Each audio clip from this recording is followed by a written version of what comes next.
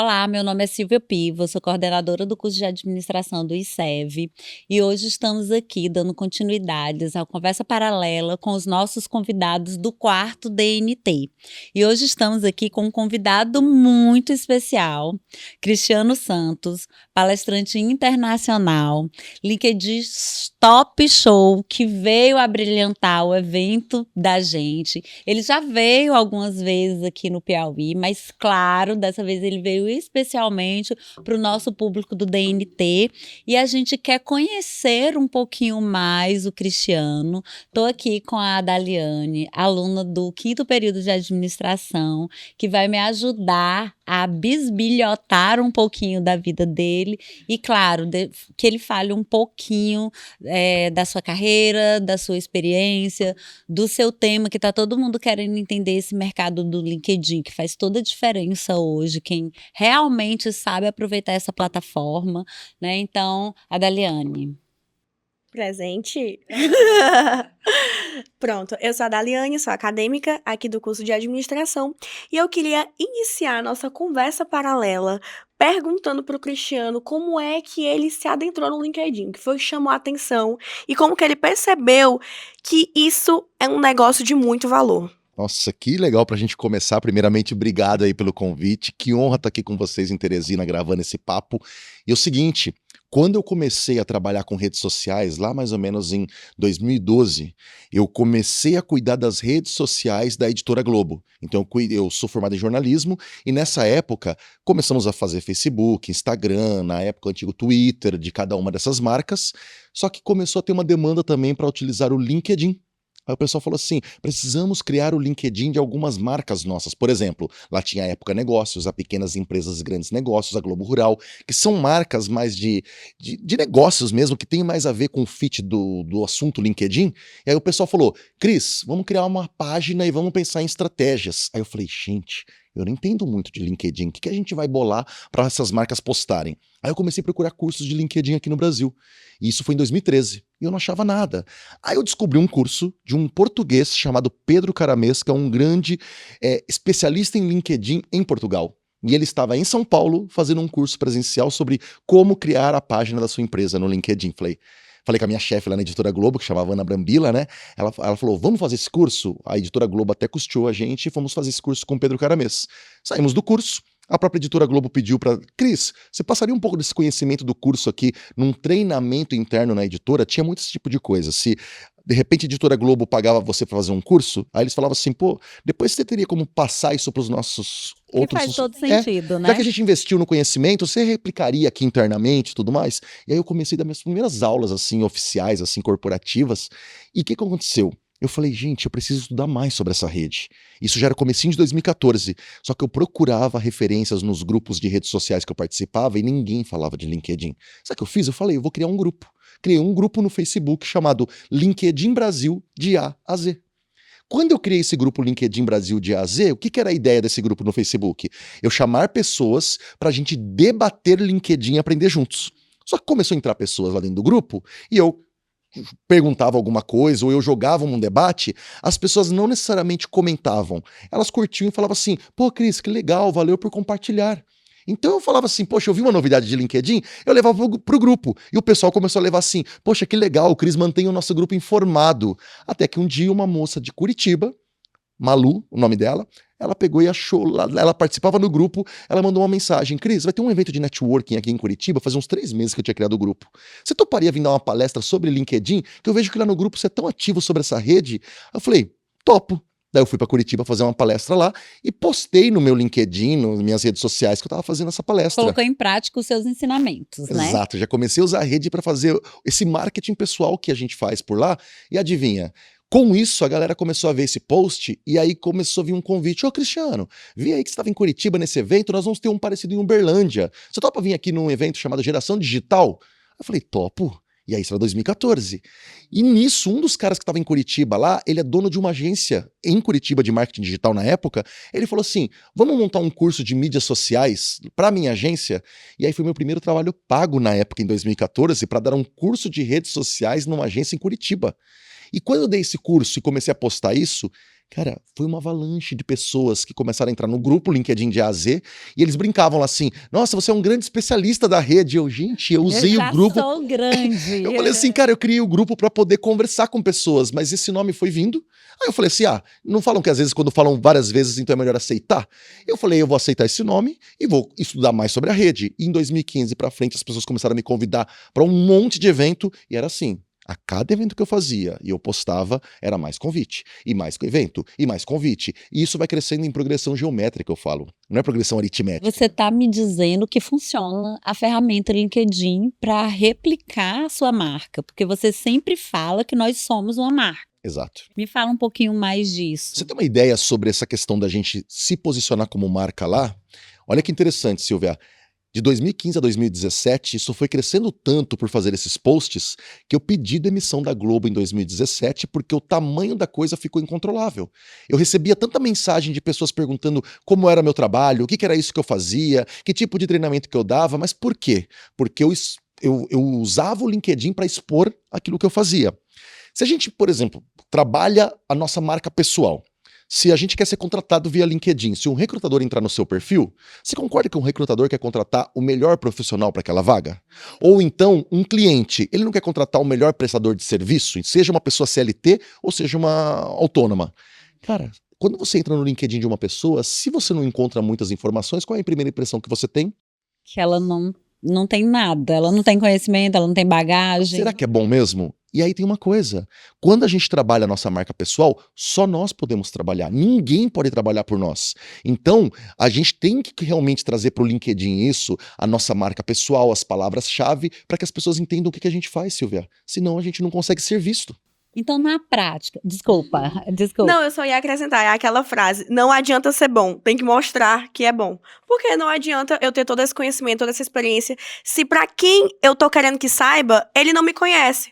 Então, de nada adianta tudo isso, né? Tem uma coisa interessante que eu falo nas palestras, por uma questão cultural aqui no Brasil, e é muito do Brasil isso, o Brasil hoje é o terceiro país no mundo em usuários LinkedIn. A gente só perde para Estados Unidos e Índia. O Brasil tem 83 milhões de brasileiros já no LinkedIn, pra você ver, é muita gente. Mas essas pessoas estão usando o LinkedIn corretamente? Pois é, a gente fala que é 83 milhões de usuários, mas o que acontece? Por uma questão cultural, nós temos uma grande dificuldade de fazer marketing pessoal. Enquanto nos Estados Unidos e Europa é meio comum os profissionais mostrarem o que fazem, é meio que incentivado desde do colégio, depois na universidade, no Brasil nós temos uma educação que muitas vezes assim, eu falo até educação familiar em casa, que às vezes é aquela coisa de brincar com a gente, de falar assim, não fica se mostrando muito não, senão alguém vai ficar olhando demais e vai dar errado. Outra coisa, cuidado que senão os outros vão achar que você está sendo muito exibido, você está se mostrando demais. Nossa, isso é muito autopromoção. Isso é uma crítica que acontece no Brasil o tempo todo. Até nas redes sociais as pessoas não podem ver alguém promovendo o trabalho dela que critica como autopromoção. Mas quem vai fazer a autopromoção se não for você mesmo? Então, de verdade, é uma dificuldade no Brasil que nós temos, essa vergonha de se mostrar. Há 11 anos que eu dou aula de LinkedIn, quando eu dou os workshops, que são aulas mais longas, com cada um com o seu computador, não é difícil explicar para as pessoas como mexer na ferramenta. O mais difícil é conseguir tirar delas o que elas são boas. Tem gente que chora na aula. Chora na aula porque... Eu participei dessa sua aula e tive Tu essa viu? experiência na prática. Tu viu como é difícil a gente tirar da gente o que é bom e a gente, quando aquele campo sobre, que você tem 2.600 caracteres para falar sobre você, quando tem aquele desafio de falar sobre você, é horrível como você olha para aquilo e fala, eu não sei quem eu sou, o que eu sou. Porque é muito mais fácil a gente falar dos outros, né? Exatamente. Se você tivesse pedido pra gente falar dos outros, tinha resolvido. Mas assim, você falou que nós temos 83 milhões. 83 milhões de pessoas inscritas no LinkedIn.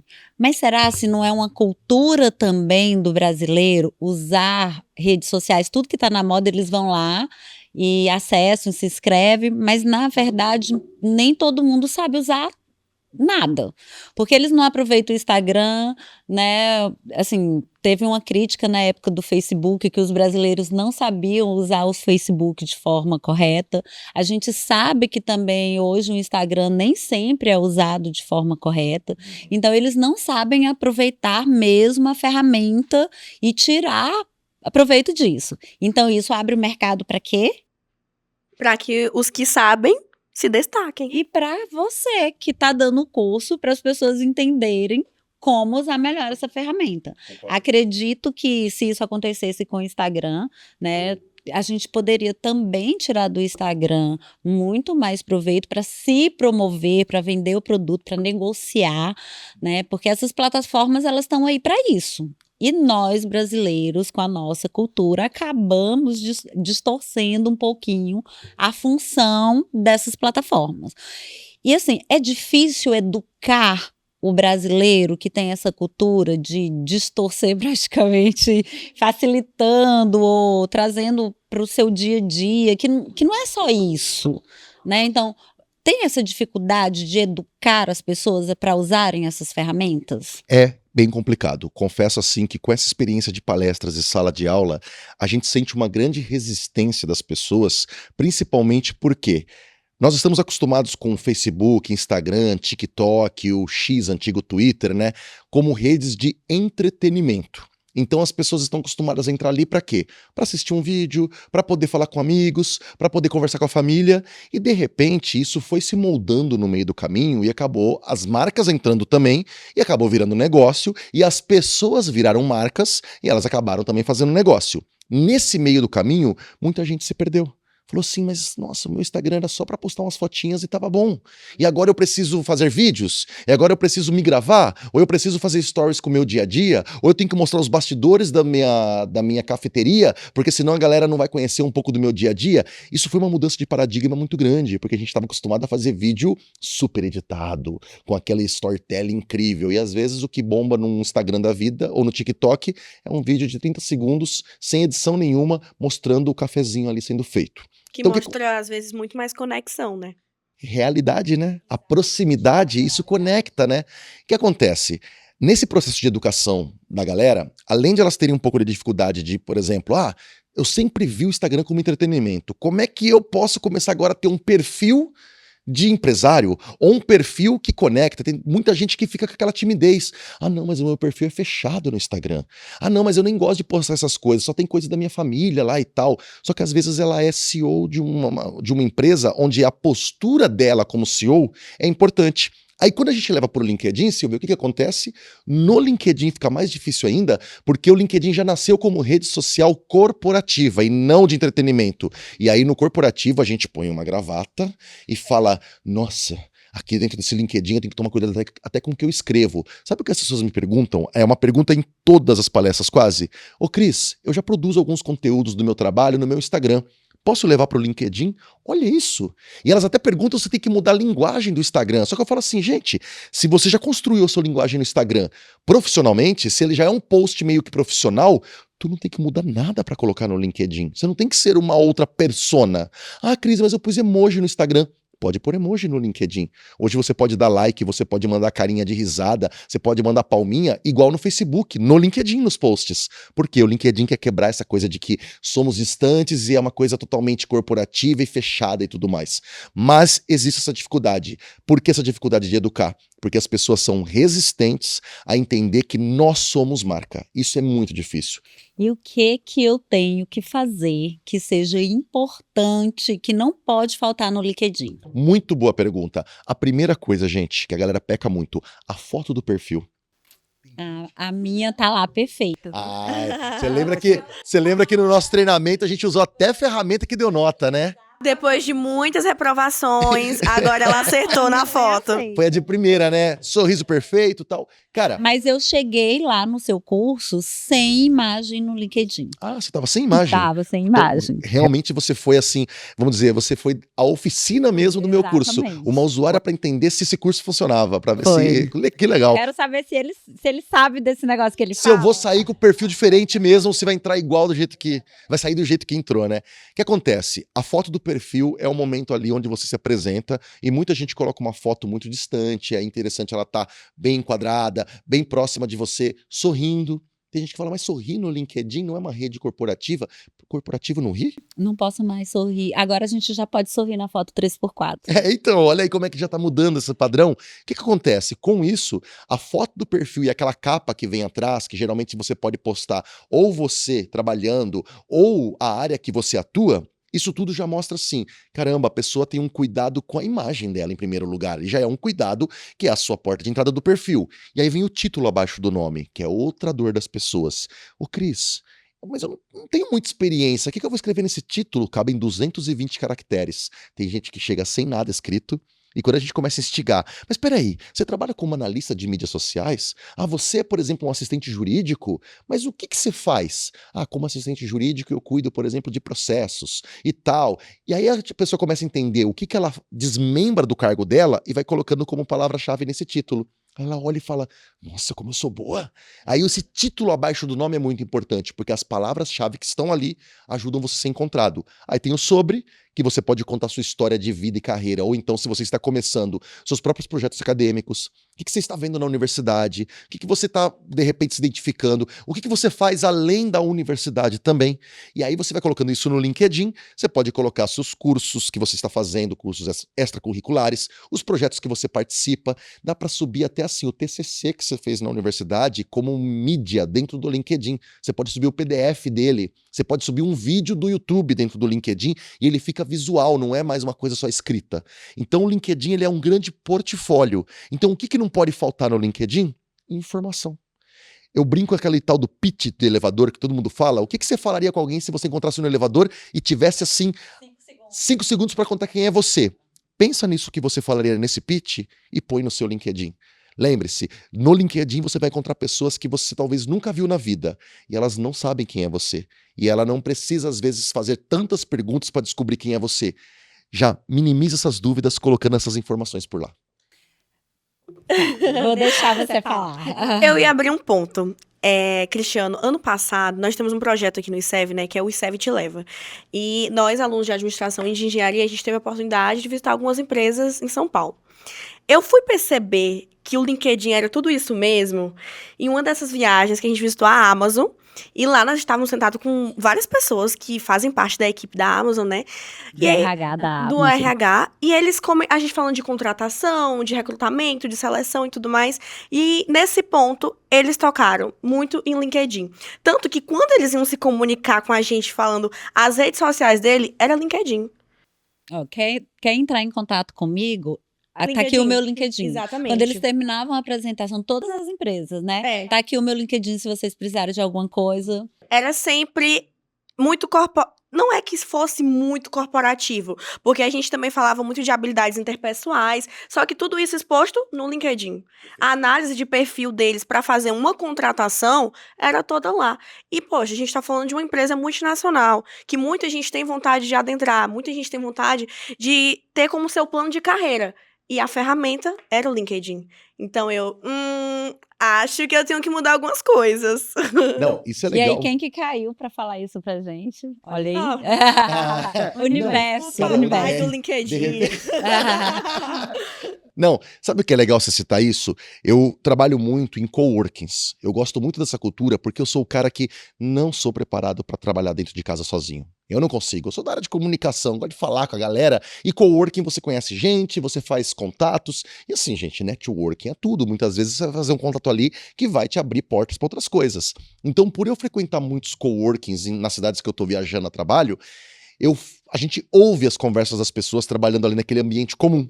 E é muito engraçado que quando eu ouço principalmente startups conversando ali, eles estão falando de algum projeto, juro, às vezes eu ouço eles falando assim, ó, oi, aquele projeto lá deu certo? Ah, então, eu vi o LinkedIn dela, mas não senti muita firmeza não. Ah, mas você não tem alguns outros perfis aí para dar uma avaliada então? Ou seja, enquanto a gente acha que ninguém está vendo o nosso LinkedIn, está, e talvez o nosso LinkedIn está em silêncio porque as pessoas estão entrando, não estão encontrando o que gostariam. Porque vocês devem receber de vez em quando aquele e-mail do LinkedIn, tantas pessoas viram seu perfil. E, gente, as pessoas olham. E elas olham para quê? Para tomar decisões do que ela vai querer ou não. Para vocês terem uma ideia, quando eu fiz minha primeira palestra internacional, foi nos Estados Unidos em 2019. Eu recebi uma mensagem no LinkedIn de uma empresária chamada Simone Salgado falando assim, oi Cristiano, eu tenho um evento aqui nos Estados Unidos chamado Conexão Brasil USA. E eu gostaria de trazer você como palestrante. Como eu posso conversar com você? Ainda falei assim, nossa, falei, minha mãe, né, a dona Nair lá, que eu sempre falo nas palestras, falei, mãe, me chamaram pra fazer uma palestra nos Estados Unidos, o que você acha? Ela, eu acho que é golpe. Minha mãe não acreditou. Minha mãe falou assim, minha mãe não gosta de internet. É fake internet, Cristiano, não acredito nessas coisas não. Só que Olha na verdade só. era verdade mesmo. E o que que aconteceu? Eu perguntei depois pra Simone quando eu tava lá. Falei assim: "Ô, Simone, por dúvida assim, como é que você chegou no meu nome?" Ela falou assim: "Cris, vou ser bem sincera. Eu pesquisei pelo termo palestrante no LinkedIn, eu não pedi indicação pra ninguém. E eu fui abrindo um monte de perfil. E cara, muitos palestrantes no Brasil, o perfil não tem nem foto. Ou se tem foto, o último post foi há 2 anos. E o que que eu pensei? Esse cara não palestra faz tempo. E aí e ela falou assim, ó, o que me fez querer contratar você nem foi só as informações do perfil como um todo, porque essas são você que preenche. O que me chamou a atenção é que nos seus posts tem muito comentário. E nos comentários eu lia pessoas dando feedback das suas palestras. E eu falei, não é o Cris falando aqui agora, é a galera que assistiu a palestra dele escrevendo. Daí ela clicava no perfil da galera e falava assim, mas quem que é essa pessoa? Pô, ela é de tal empresa. O Cris não comprou essa pessoa para fazer um comentário. Provavelmente ela escreveu porque realmente ela sentiu aquilo. Então essa constância que você tem de postagem e a galera voltar para os seus posts, eu falei, é esse cara que a gente tem que trazer. Isso vale para tudo. Tem recrutador no nosso perfil agora e ele olha se ele para a vaga que de repente ele está aberta lá, será que você tem tudo o que nós precisamos? Às vezes você conhece, mas não preencheu todas as palavras no seu LinkedIn.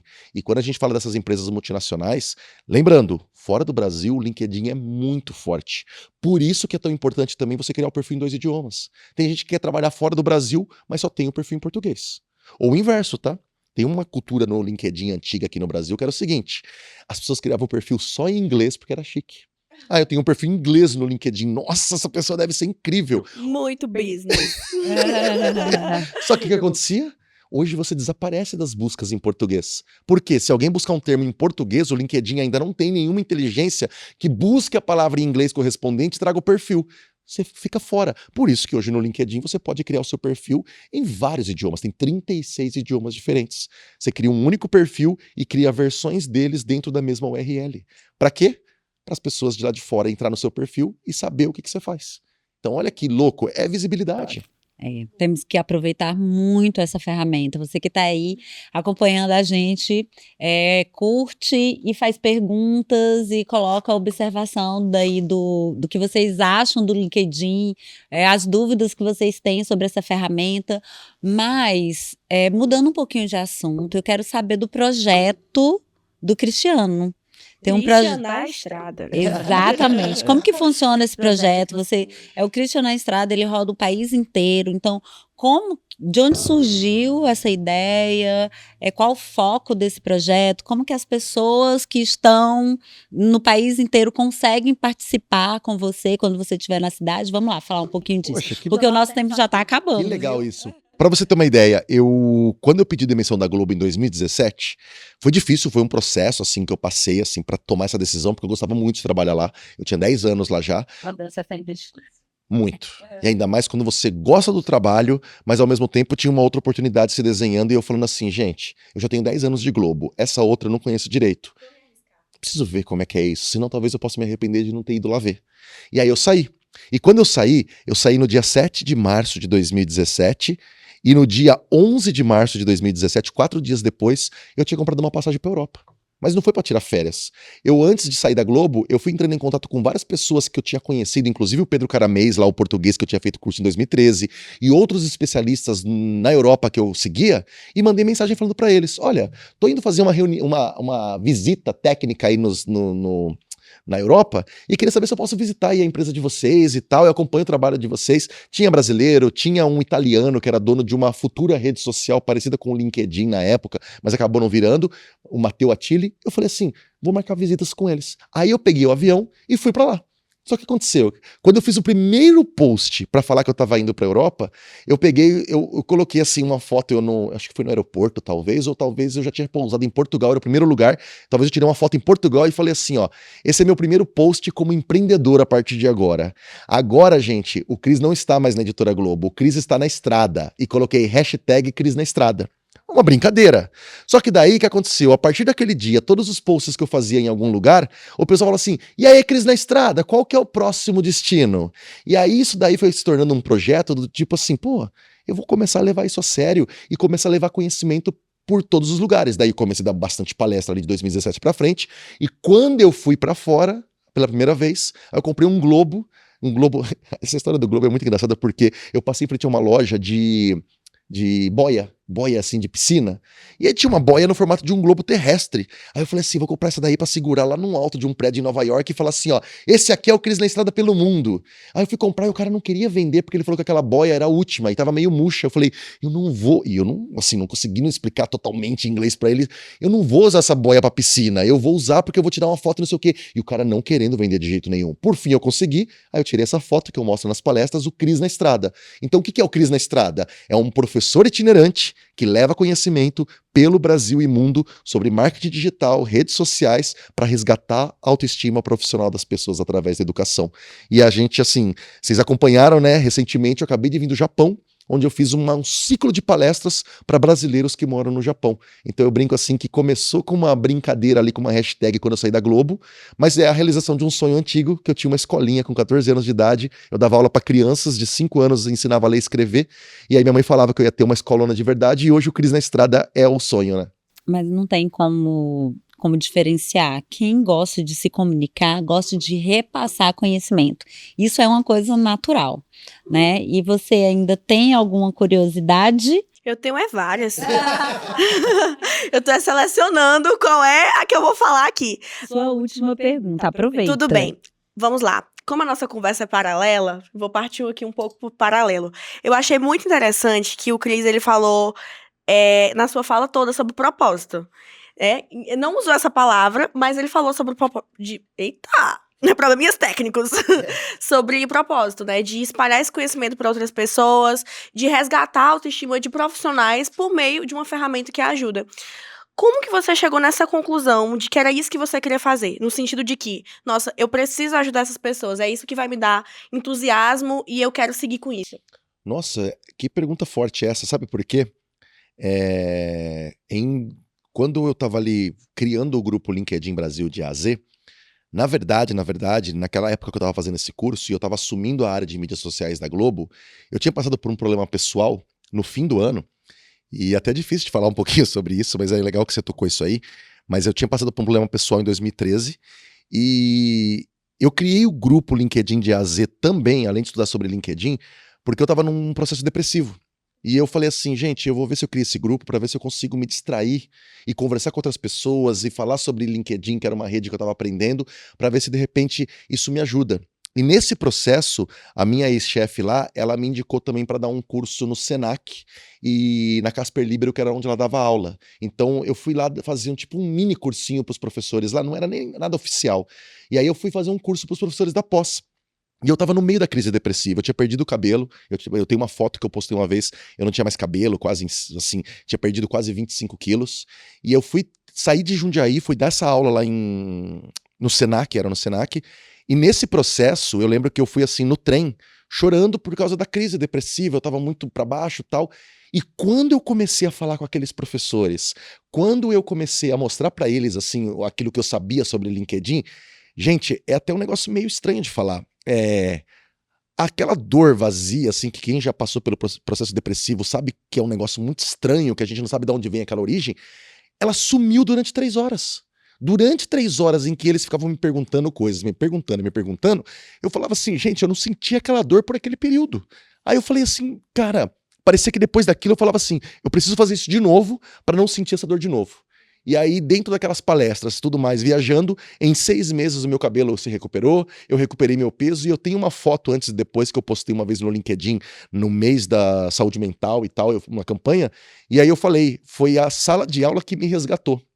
Quando eu senti que ensinar as pessoas me tirava daquela coisa de falta de propósito, talvez. E aí acho que talvez, assim, foi o inverso. As pessoas que me questionavam coisas, elas resgataram a minha autoestima profissional por eu me sentir útil novamente. E aí parece que a partir dali é como se fosse uma busca. Parece que na vida eu não ter mais uma recaída, porque a gente pode passar por esse processo de novo. Eu falo assim, cara, esse foi a minha melhor injeção de ânimo na vida para sair desse processo. Lógico, procurei terapia, procurei médico e tal, mas dentro desse processo eu falo, a sala de aula me salvou. Então acho que parece que é como se fosse até uma uma gratidão eterna que eu tenho de ensinar as pessoas e resgatar a autoestima profissional delas, porque elas podem estar passando pela mesma situação, sabe? Pra mim a educação muda demais, porque quando a gente aprende algo, a gente se sente tão empoderado por aquilo que a gente acabou de aprender, que parece que alguns problemas que a gente tá passando até ficam um pouco mais leves. E não faz sentido você ficar só pra você. Você quer que outra pessoa saiba daquilo, né? Eu já passei pela situação de algumas pessoas, inclusive, elas... É difícil falar de coisas pessoais, sabe? E Desculpa. Eu tô sem palavras. Não, Porque...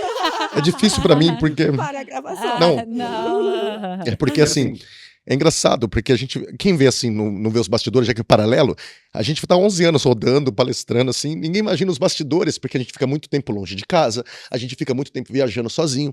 E tem uma coisa interessante, é que às vezes algumas pessoas falam assim pra mim: poxa, Cris, às vezes eu vejo você conversando com as pessoas, pô, tu entrega tudo sua estratégia, ou você já dá dica pra pessoa de como fazer o post, ou você já tá ensinando coisas que você poderia cobrar por uma mentoria. Mas isso é mais forte que eu. Quando eu vejo, eu já tô fazendo. E assim, eu não consigo ser diferente disso. E ao mesmo tempo, eu acho que isso que perpetua essa coisa. Como você falou, na verdade, eu não consigo ser diferente porque é mais forte que eu essa necessidade de compartilhar antes de tudo. Porque eu acho que o dinheiro, ele vem de alguma outra forma. Mas é natural. Então, assim, desculpa aí. Eu sempre falo que dinheiro é Eu ia consequência. falar Quando isso. você entrega o que você tem de melhor, porque quando eu pergunto para os meus alunos o que você quer, por que você tá com esse seu negócio, que eles vêm e colocam para mim, quero ganhar dinheiro. Não. Você tem que ter um propósito. Exato. Dinheiro é consequência. Se você fizer bem o seu propósito, o dinheiro vem como consequência. Sempre vai ser consequência. Mas eu quero, pra gente finalizar, você mostrou que é importante a gente ter conhecimento, é importante a gente ter network, é importante a gente compartilhar o que a gente tem, o que a gente conhece, o que a gente vive, né? Que você é apaixonado. Que você é apaixonado por o que você faz, mas aí, diante de todos esses insights que você passou agora, eu quero que você deixe a última mensagem para o nosso público, tá? O que você acha que é mais importante mesmo? Não estou falando de LinkedIn, não estou falando de rede social, estou querendo que você deixe uma mensagem para o nosso público, que é um público jovem que está entrando no mercado agora e que às vezes estão perdidos também, tem esse vazio, e aí o que é... Que palavra que você tem para deixar para eles? Você sabe que quando eu comecei a fazer meus primeiros posts, por exemplo, lá no LinkedIn mesmo, eu tinha 1, 2, 3 likes no máximo, lá em 2014, e eu ia lá e fazia de novo, e aí dava 4, 5, aí um dia deu 10, eu falei, bombei, porque já é mais do que da primeira vez. E aí você sabe que quando começou a virar um negócio e eu saí da Globo, cara, é natural que muita gente apareça para criar um monte de fórmula de sucesso para você. Daí aparece um monte de gente falando que se você fizer isso, você vai ganhar milhões e que você deveria não fazer isso e tudo mais. Só que existe uma coisa muito importante, é que cada um tem a sua história, sua trajetória, suas barreiras, suas limitações, os seus gatilhos, o que seja, como que a gente quiser chamar. E aí o que eu aprendi muito? A respeitar principalmente o meu momento. E eu imagino que, assim como eu também, na minha vida acadêmica, você tem muita dúvida de, será que esse é o curso? Será que esse é o caminho? Será que as pessoas falam que talvez essa minha profissão não vai dar dinheiro? Nossa, o que eu ouvi disso, sabe? A gente ouve muito essas coisas como se fosse só o dinheiro que nos movesse a querer estudar alguma coisa. O que eu comecei a aprender é que, na verdade, nós temos que ir trabalhando as coisas de acordo com aquilo que nós achamos que faz sentido pra gente. Mesmo que venha um monte de opinião externa, a gente tem que tomar muito cuidado com essas opiniões que vêm disfarçadas de conselho e, na verdade, são críticas que não são das mais construtivas. E aí o que aconteceu? Isso fez com que, quando eu estava principalmente nesse processo de crescimento e todo mundo me prometendo um monte de coisa se eu fizesse diferente do que eu faço, eu falei, gente, esses não são os meus valores, não é o que eu acredito. E aí eu falei uma vez uma frase numa palestra e não imaginei que as pessoas iriam replicar. E elas replicaram tanto que hoje ela é uma das frases que eu mostro nos meus slides, que ela fala assim, ó, vai trabalhando devagar, do seu jeito e da forma que você acredita que uma hora o resultado vem. E de onde veio essa frase? Nessa questão de vai trabalhando da forma que você acredita, independente desse monte de coisa que você vai ouvir, porque mesmo que demore um pouquinho mais, o resultado vem.